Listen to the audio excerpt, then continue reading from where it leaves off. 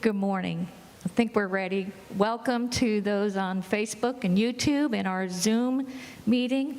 Reminder to our Zoomers, if you have any questions or comments, to put them in the chat, and Randy Brantley is monitoring our Zoom meeting. Welcome, face-to-face folks. It's good to see you all and all your smiles. I just want to give you a note that next week, our speaker is Nancy Litton from the Free Clinic, talking about healthcare needs of people with low or no income. So I hope you'll join us for that.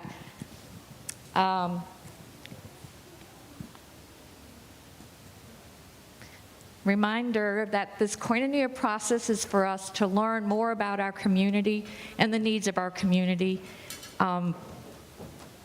We are the Church of All Saints, and it's called to bear the image of God in the community. And we are to be the incarnational church in the community. Let us pray.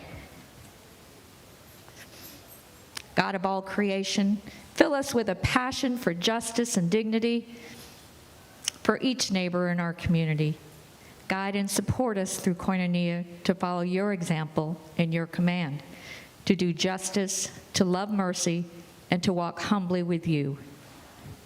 Transform us through your Spirit to become conduits of your love and compassion in all that we do, so we become reconciled to you and your creation.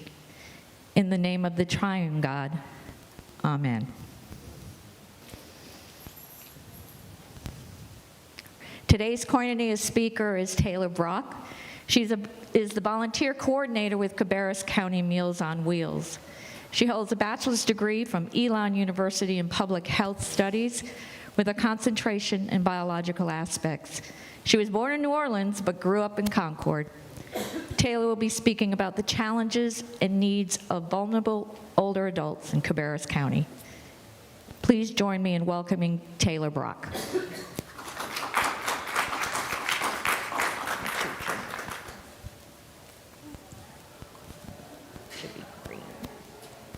Here you go. Good morning, everyone. Thank you so much, excuse me, for having me here today. Thank you so much for taking an interest in your...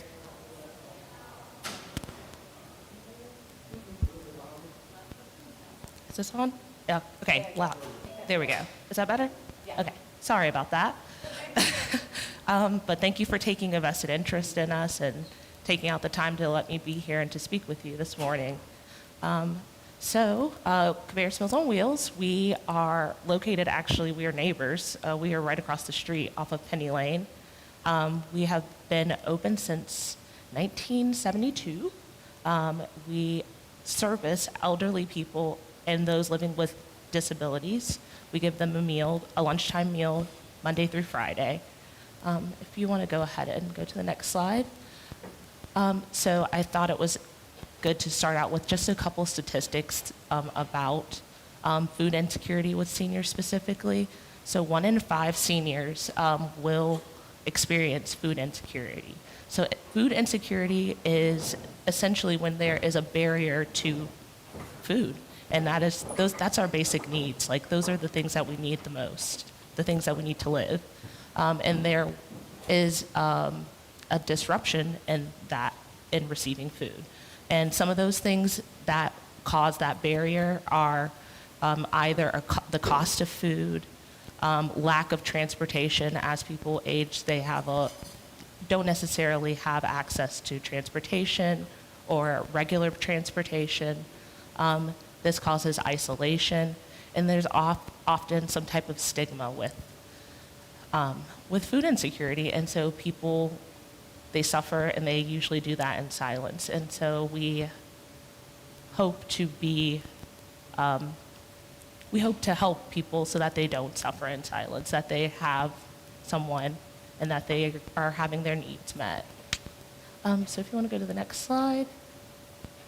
So these are just some percentages of people of different age demographics and their likelihood to suffer with food insecurities.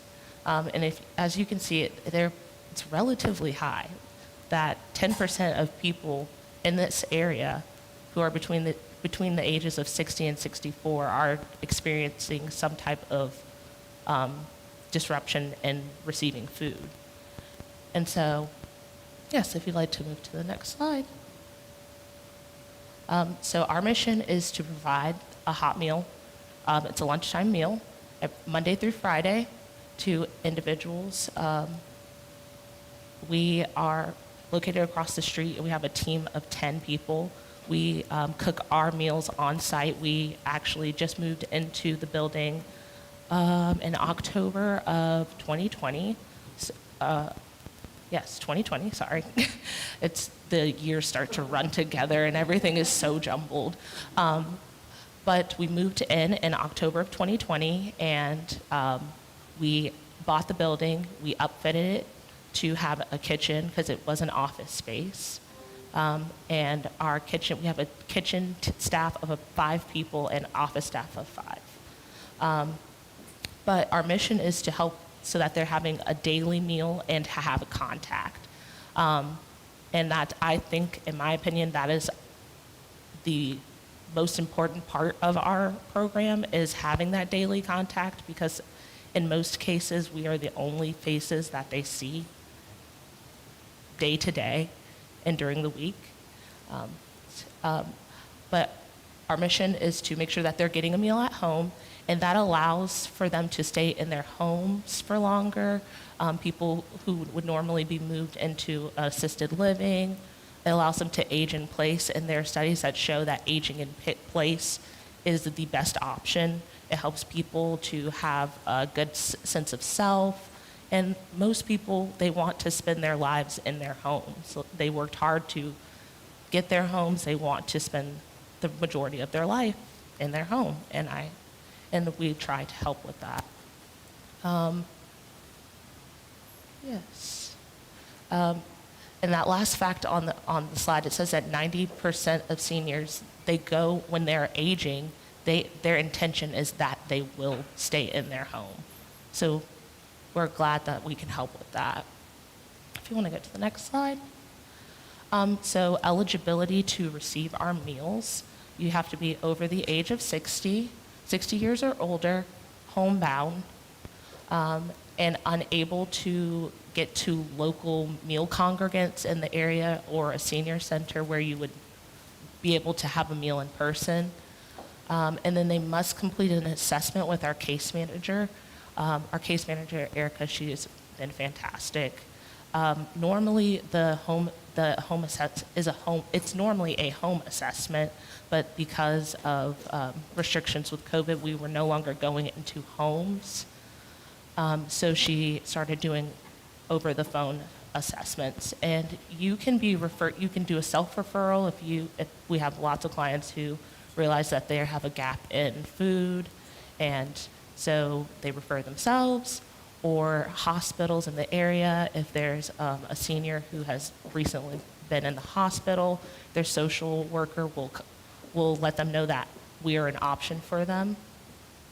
We are a need-based program, so there is a fee associated with our meals, and that is $4.95 a meal. But the average household income for one of our clients is $700 a month.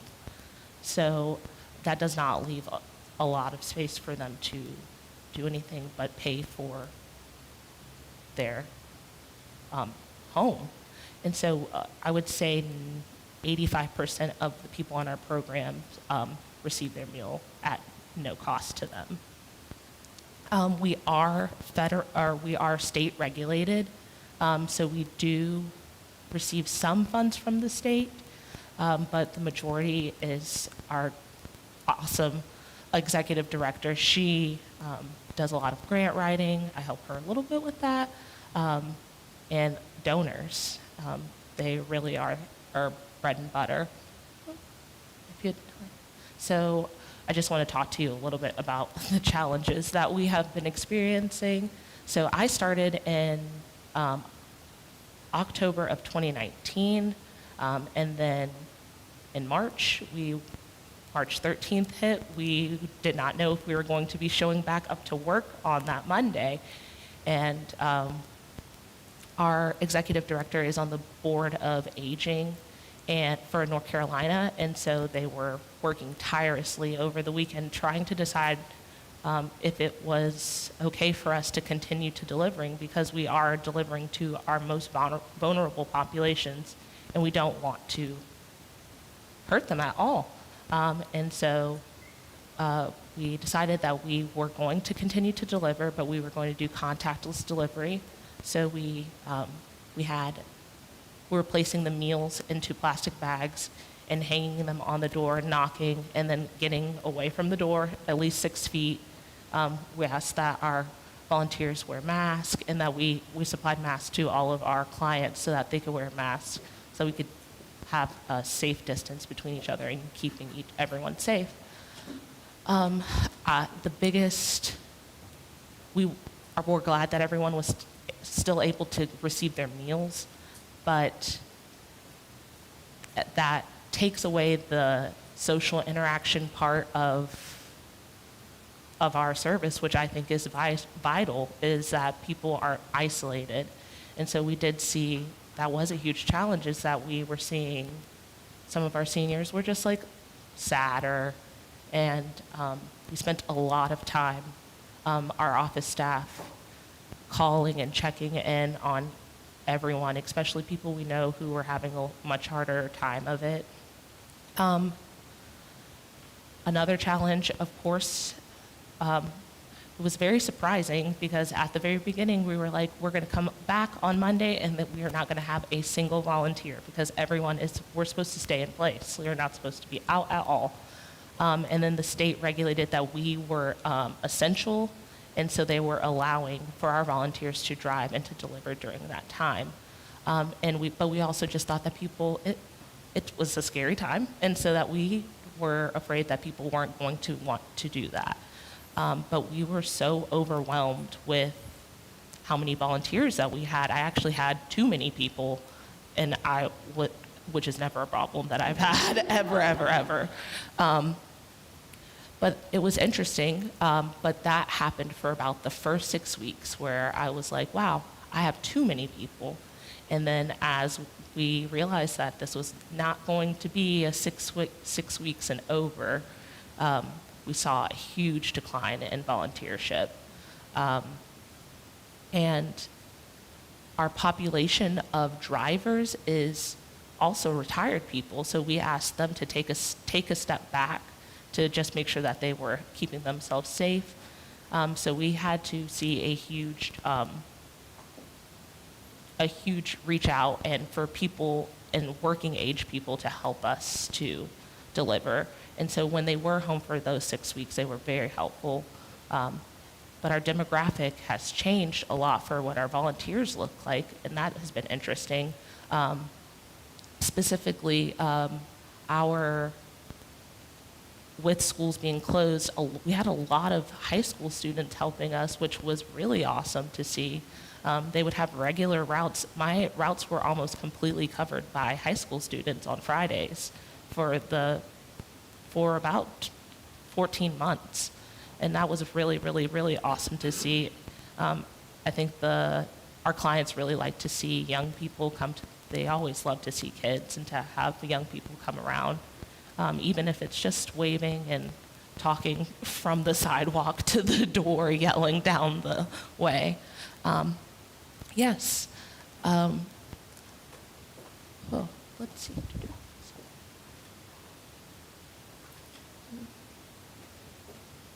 I apologize. Other challenges that we saw, besides the isolation factor, is we had to figure out a way to help our clients get more food, because they weren't getting to the stores in the way that they normally would. There is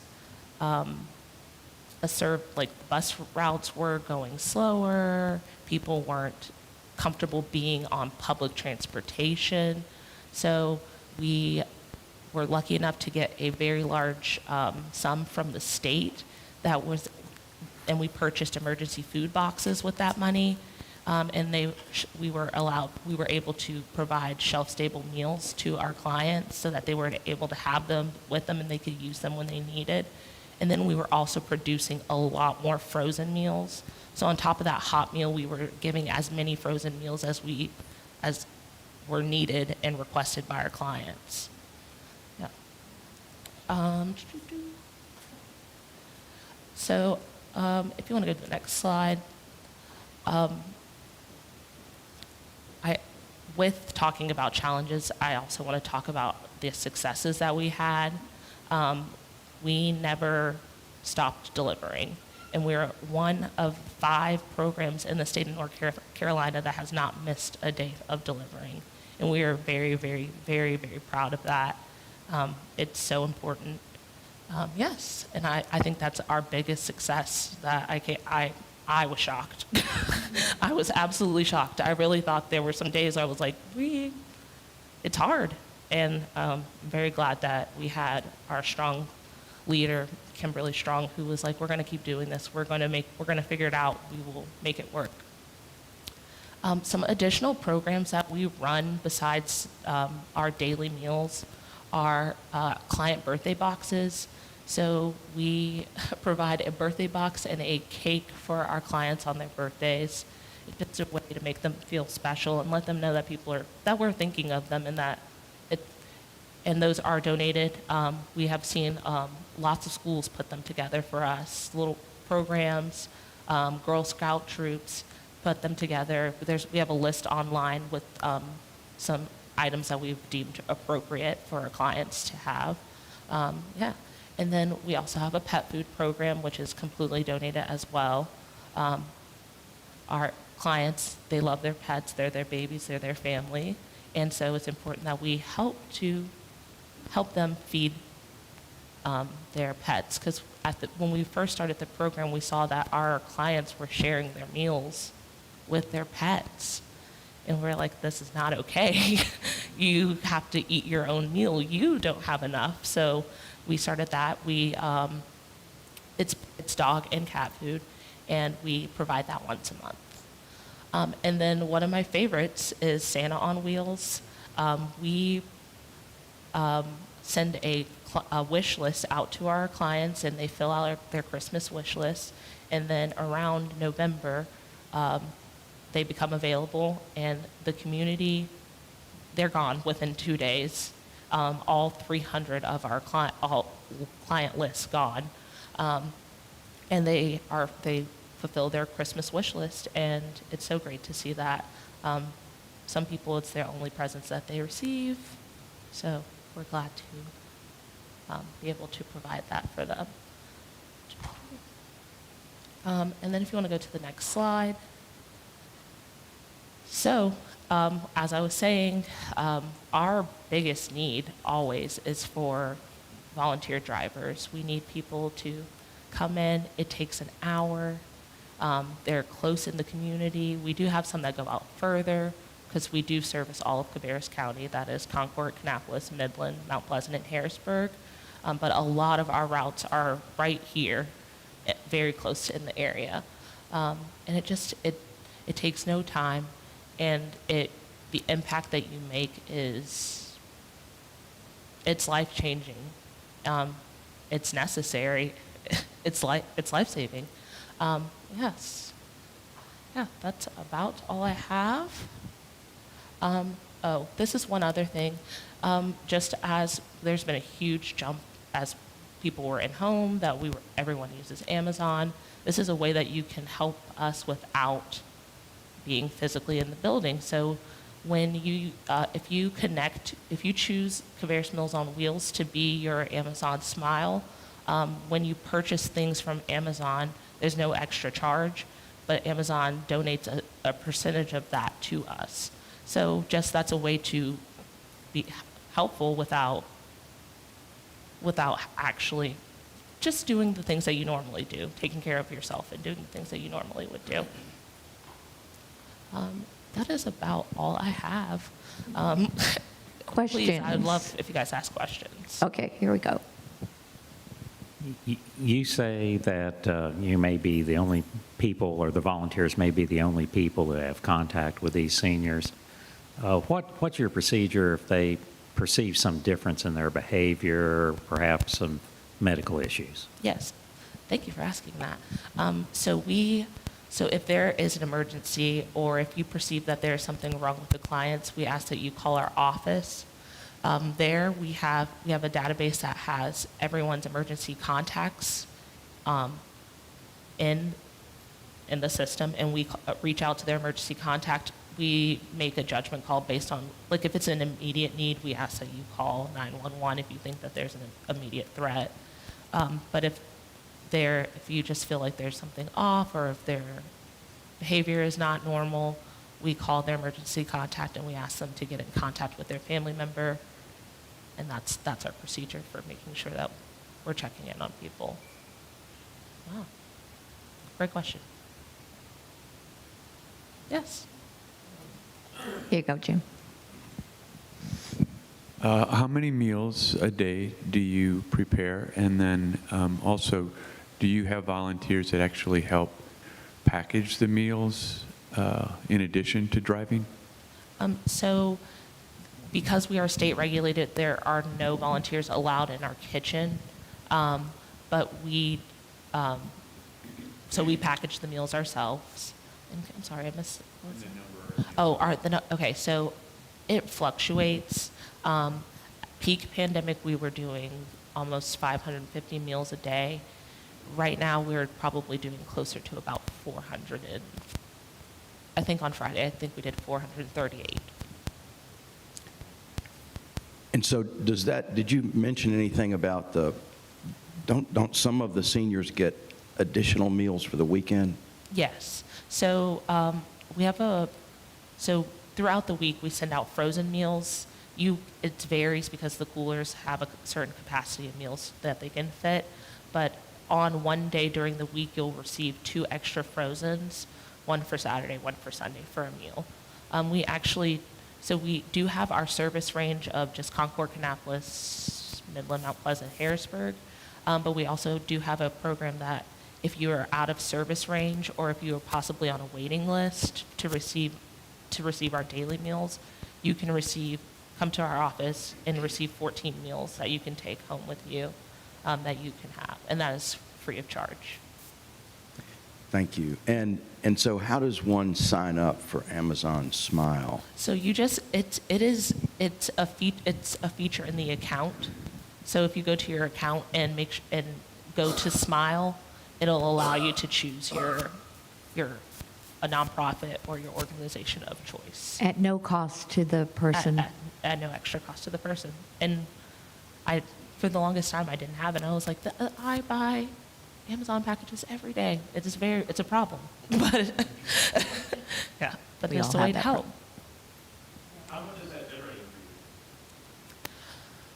I want to say that the last time that we received a check, it was about $600. That was the last time we received one. I haven't checked since. That was a while, the last time I checked. But yeah, it's not a huge sum, but $600. Our meals cost $4.95, so $25 covers meals for a week. So $600 can go a long way. So as a volunteer driver, would you team up with somebody, or you as yourself could be the one who drives and delivers? Yes, so either way, we have people who deliver by themselves. I find that people enjoy it and are more consistent when they have a partner, just because they have some accountability to a person, and one person can drive, the other person can hop out, I think. And also it's nice just to have a friend. Yeah. And how often would you do this as a volunteer driver? So there's a lot of different ways to get involved, and people have lots of different schedules. So we have people who are on a weekly route. They say, I deliver on Tuesdays, and they come every Tuesday at 10:30, and they deliver their meals. We have people who come once a month, or we have businesses that they adopt a route, and they deliver the first Friday of the month.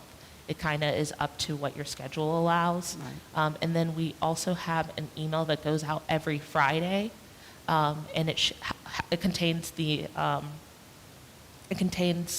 link to our website that shows you the open routes for the upcoming week. And through that link, you are able to sign up just based on what your schedule is. So you don't have to you don't necessarily have to make a commitment to say, I'm going to do every Tuesday.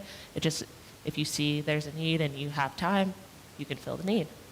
Are your volunteers vetted? Yes, ma'am. We run a background check. Yeah. You say you cover the whole of Cabarrus County.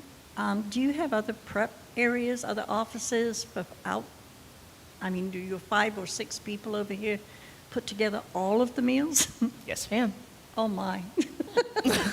It is just us. Well, that's amazing. Taylor, I think you mentioned that y'all prepped about 430 on Friday. About how many households does that represent? And I'm curious as to how many, like, 2-person households you're serving. So how can you, or do you know, like, the average number of households served over the course of a year? Okay, so our routes, they max out at 18 meals per route, and that's 18 meals in total, and that includes couples that receive meals together.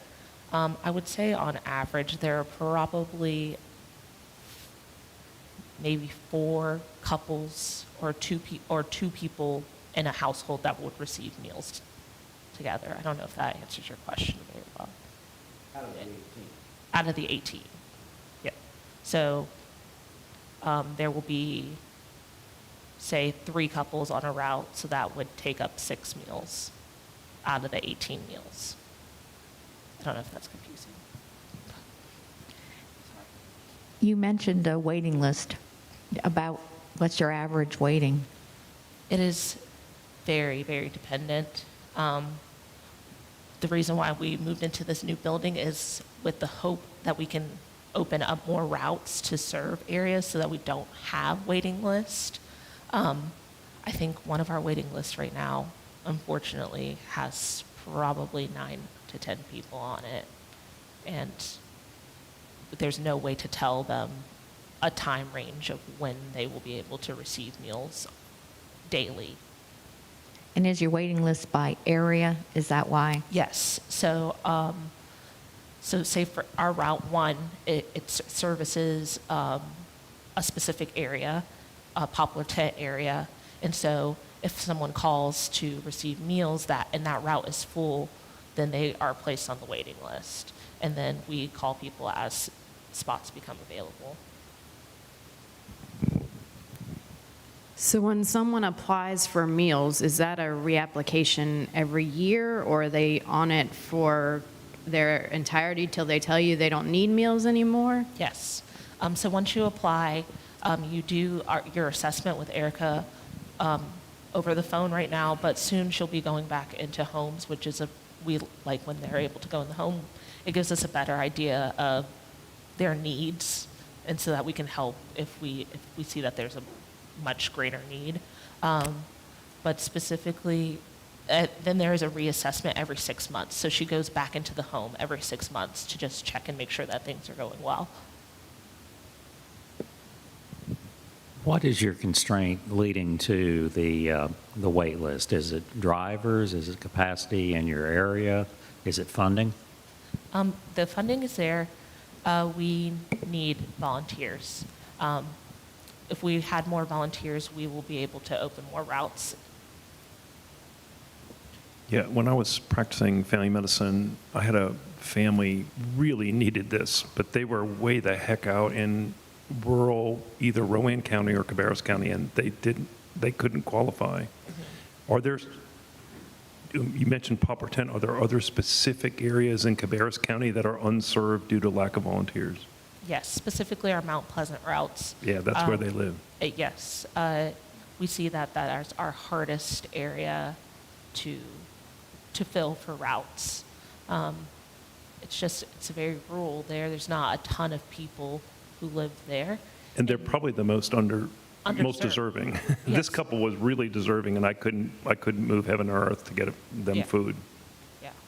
Well, Second question, besides a background check, what sort of training is involved if you want to become a volunteer? How much time does it take? What's involved? it's very short, so you fill out a volunteer profile sheet. We run a background check that usually comes back in 48 hours. After that has come through, I reach back out to you, and then we can decide what your first day is.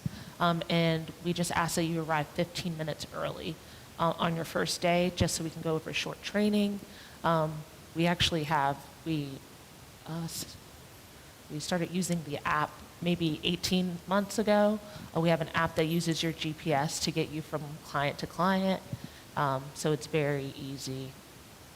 It allows for people, especially people who deliver by themselves, to not, we have route sheets that have instructions to go from place to place, but that's a little cumbersome when you're driving, and the GPS just allows you to just tells you where to go. And it allows for us to see where you are on the route, which has been helpful. It just is helpful to let clients know the meal is coming, or if there's a delay, or we've had volunteers like car breakdown or something like that, and then I'm able to go and retrieve the meals for them and help them finish the route. Other questions? Carol? Gary, I'll be right back to you. It's been some time since I did Meals on Wheels back. I've done it in many states. And back when we didn't have the COVID restrictions, when delivering meals to a very lonely person, it's very hard to just drop the meal and leave. They want to chat, they want to talk, you get behind. Do you put a time limit? I mean, I know you've got to get the meal to the next person, but it's so hard. Yes. That was the hardest part of my routes. Yeah, I totally understand that. We don't say that, we say that the time window for delivering meals is between 10:30 and 12:30, so a two-hour window. Also, it's for food safety purposes that we hope that it's delivered during that time. Food temperatures, so we do let our clients know, hi, I know that you may be wanting to spend more time with this person, but it's important that everyone gets their meal hot and in a safe manner. And we do have a lot of people who are so close with the clients, and they deliver them, like they'll reconfigure the route so that that's their last person so they can spend time with them. We have people who will take clients to doctor's appointments and stuff like that, that they've become that close. Yeah, then that's totally allowed. How many routes on a daily basis, and how many volunteers, say, per month do you have working with you? Let me do the math. Okay, 31 routes daily, 155 a week. Can I do that math in my head? No.